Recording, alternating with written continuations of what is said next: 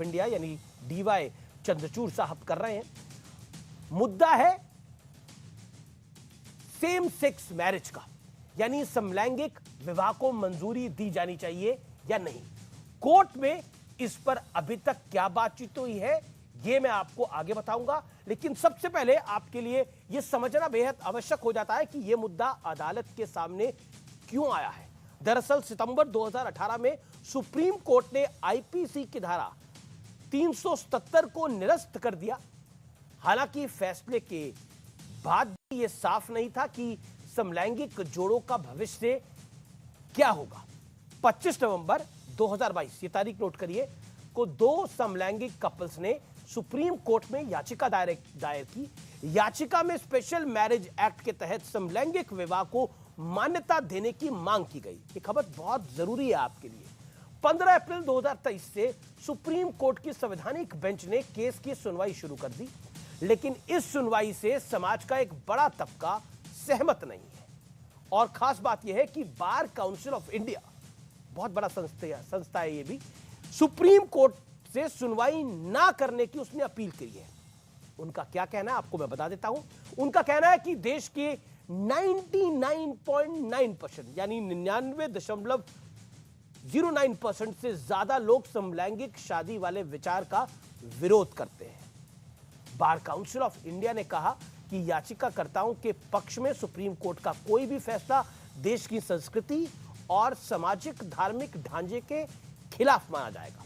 यह भी कहा गया कि देश की विविधताओं को देखते हुए इस मुद्दे को संसद पर छोड़ देना चाहिए, यानी पार्लियामेंट पे छोड़ना चाहिए। आप सभी जानते हैं कि विधायिका, कार्यपालिका, न्यायपालिका और मीडिया ये लोकतंत्र के 4 स्तंभ हैं और संविधान में सभी का काम निर्धारित है। इसलिए पत्रकार होने के नाते मेरा मकसद किसी भी संवैधानिक संस्था पर सवाल उठाना नहीं है। मेरी जिम्मेदारी समाज की आवाज बन के, और यही मेरी कोशिश भी है। बार काउंसिल ऑफ इंडिया की ही तरह सुप्रीम कोर्ट में केंद्र सरकार ने भी कहा कि कानून बनाने से जुड़े फैसले लेने का अधिकार देश की संसद यानी पार्लियामेंट और विधानसभाओं को है, जिसको आप चुन के भेजते हैं। कोर्ट को इसमें हस्तक्षेप नहीं करना चाहिए। हालांकि सीजेआई चंद्रचूड़ ने सरकार की मांग को दरकिनार कर दिया और नकार दिया और याचिकाकर्ताओं का पक्ष सुना। सीजेआई चंद्रचूड़ ने सरकार से सवाल पूछा कि क्या शादी करने के लिए बाइनरी जेंडर यानी पुरुष और महिला का होना जरूरी है। केंद्र सरकार की तरफ से कहा गया कि समलैंगिक विवाह को कानूनी मान्यता देने की मांग अर्बन एलिटिस्ट व्यू यानी शहरी विचार है। इस पर चीफ जस्टिस ने पूछा कि क्या सरकार के पास इस बात को साबित करने के लिए कोई डेटा है। कोर्ट में सुनवाई तो जारी है, लेकिन अदालत के बाहर देश की जनता कुछ सवाल पूछ रही है। तलाक की स्थिति में गोद लिए बच्चे पर किसका अधिकार होगा। School, college, hospital, mall, theatre में महिला पुरुष वाली व्यवस्थाएं कैसे संभाली जाएंगी।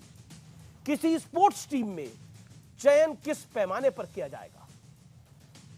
और तो जेलों के अंदर पुरुष और महिलाओं की जेल अलग होती है, वहां कहां रखा जाएगा। देश में कानून बनाने का अधिकार आखिर किसके जिम्मे है। सवाल यह भी है, इन सारी व्यवस्थाओं को नया रूप रंग देने में जो वक्त जाएगा उसका खामियाजा क्या वो लोग उठाएंगे जिनके केस सालों से पेंडिंग पड़े हैं।